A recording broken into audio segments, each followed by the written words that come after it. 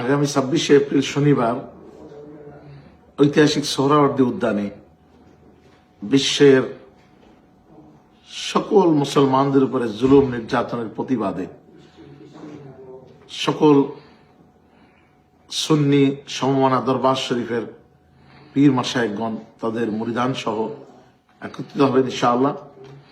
সেখানে আমি আহ্বান করবো পীর যার যার কিন্তু সুন্নিয়ত সবার, এই স্লোগানকে সামনে রেখে ইনশাআল্লাহ সবাই সেখানে অংশগ্রহণ করবেন আমি অনুরোধ করলাম।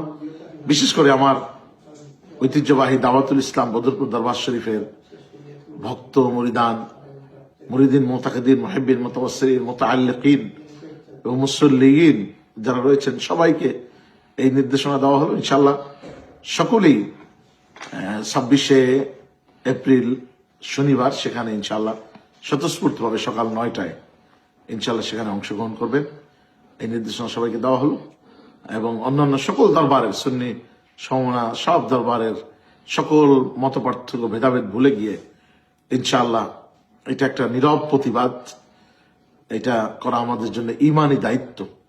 ইনশাআল্লাহ সকল জুলুম নির্যাতনের প্রতিবাদে সারা বিশ্বের নিগৃহীত নিষ্পেষিত মজলুম মুসলমানদের পক্ষে প্রতিবাদী কণ্ঠস্বর হিসেবে আমরা সেখানে একটু প্রতিবাদ জানাতে চাই। আল্লাহ পাক যেন আমাদেরকে কবুল মঞ্জুর করে নেন।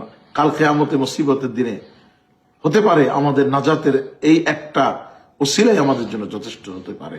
আসসালামু আলাইকুম ওয়া রাহমাতুল্লাহি ওয়া বারাকাতুহু।